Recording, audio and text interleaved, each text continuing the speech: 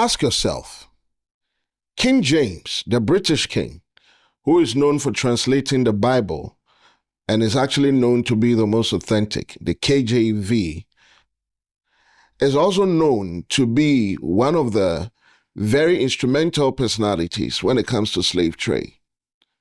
He traded slaves. And everywhere he gathered and kept his slaves, he would name after himself. Jamestown. Does that ring a bell? It is right here in Accra. There's a Jamestown in Jamaica. There's a Jamestown in America.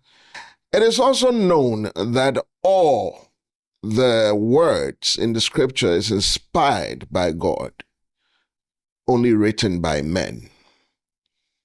But I came across a few verses in the Bible that makes me wonder. A place like Exodus 21, 2-6. If you buy a Hebrew servant, he is to serve you for 6 years, but in the 7th year he shall go free without paying anything. If he comes alone, he is to go free alone. But if he has a wife, when he comes, she is to go with him. If his master gives him a wife, and she bears him sons or daughters, the woman and her children shall belong to her master, and only the man shall go free. But if the servant declares, I love my master and my wife and my children, and do not want to go free, then his master must take him before the judges. He shall take him to the door or the doorpost and pierce his ear with an awl. Then he will be his servant for life. Leviticus 25, 44-46. Your male and female slaves are to come from the nations around you. From them you may buy slaves. You may also buy some of the temporary residents living among you and members of their clans born in your country, and they will become your property. You can bequeath them to your children as inherited property and can make them slaves for life.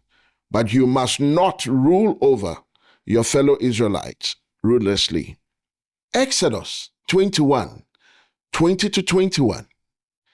Anyone who beats their male or female slave with a rod must be punished if the slave dies as a direct result, but they are not to be punished if the slave recovers after a day or two, since the slave is their property.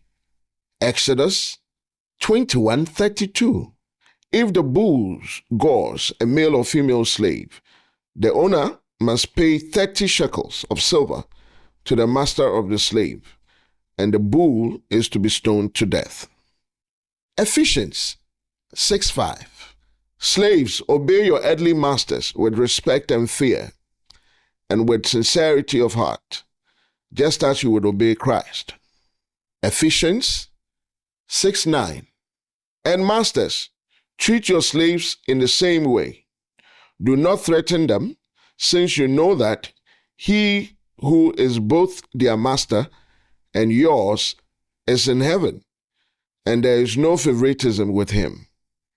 Colossians 4:1. Masters, provide your slaves with what is right and fair, because you know that you also have a master in heaven. Timothy 6:1. All who are under the yoke of slavery should consider their masters worthy of full respect, so that God's name and our teaching may not be slandered. Colossians 3:22. Slaves, obey your earthly masters in everything, and do it not only when their eye is on you and to carry their favor, but with sincerity of heart and reverence for the Lord. 1 Peter 2:18. Slaves, in reverent fear of God, submit yourselves to your masters, not only to those who are good and considerate, but also to those who are harsh. My question is this King James trying to control his slaves? Or is it God speaking?